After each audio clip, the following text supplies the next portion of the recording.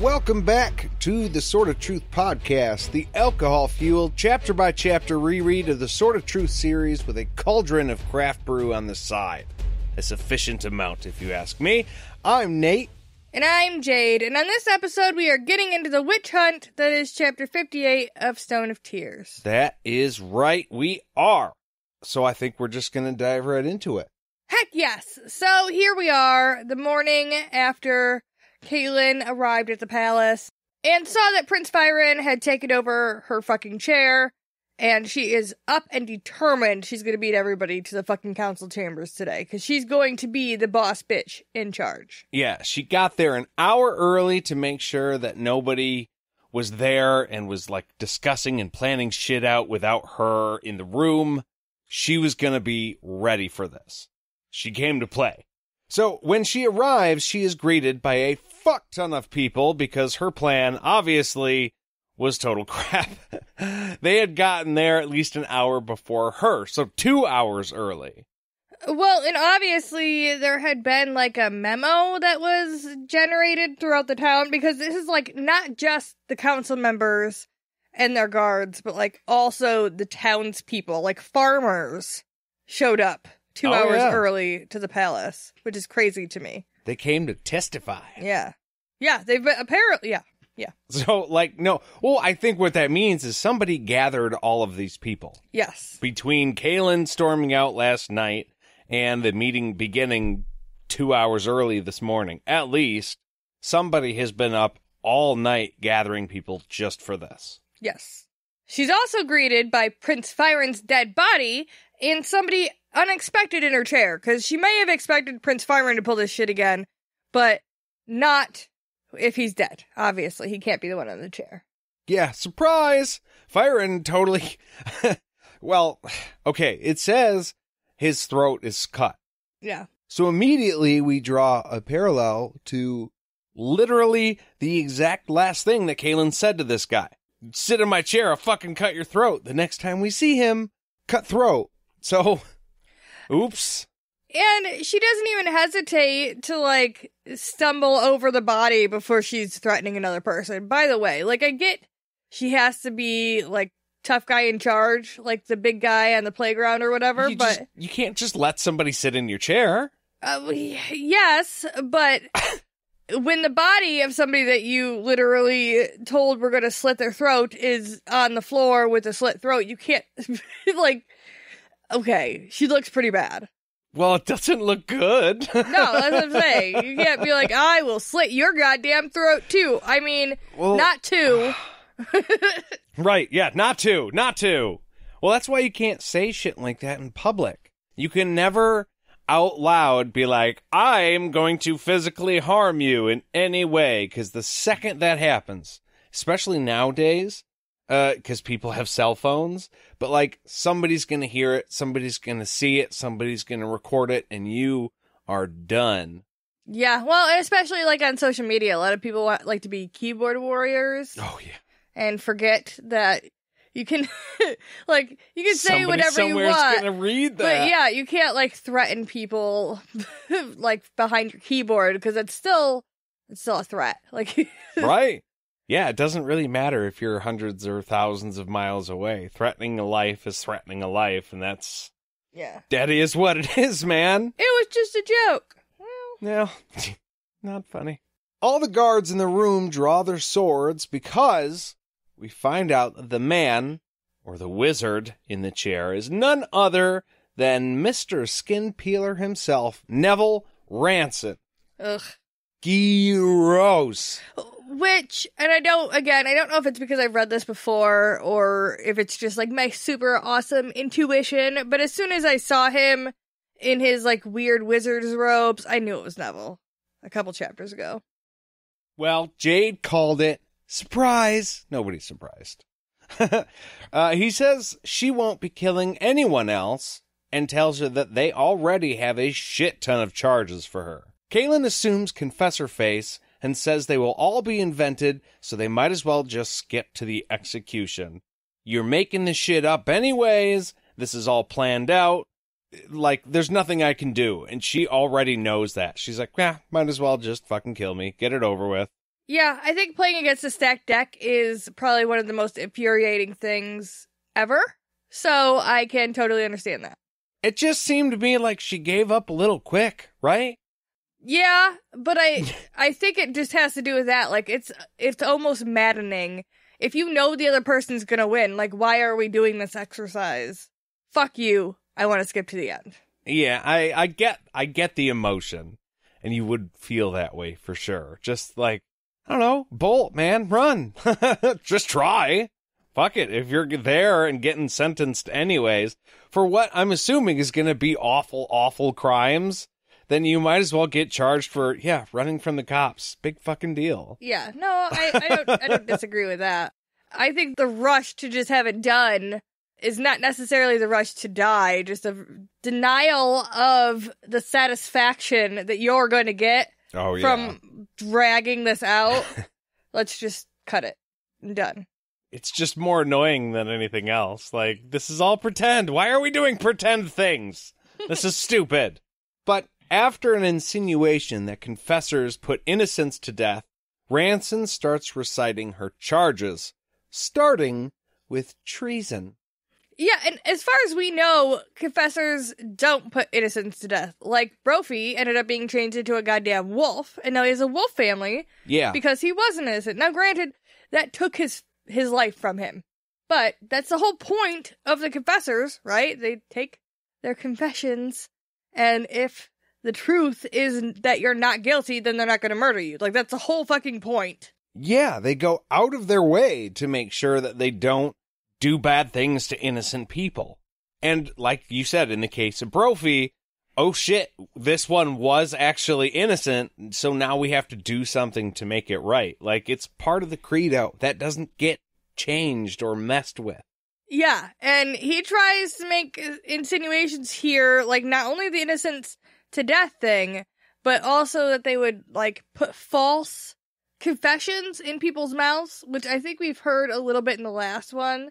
That some people thought that, like, if their family member was put to death by the confessors, they would always be like, fuck you, you magicked him to say that.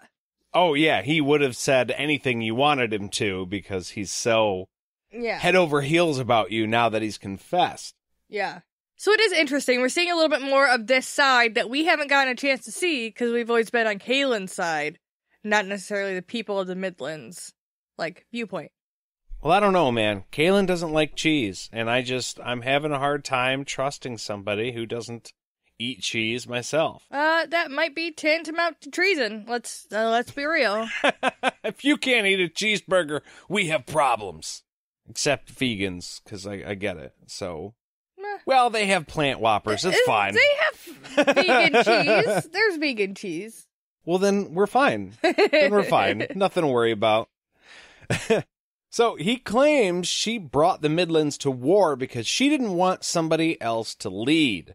Because, women who are supposedly worthless at leading and aren't built to lead is worried that she wouldn't be able to.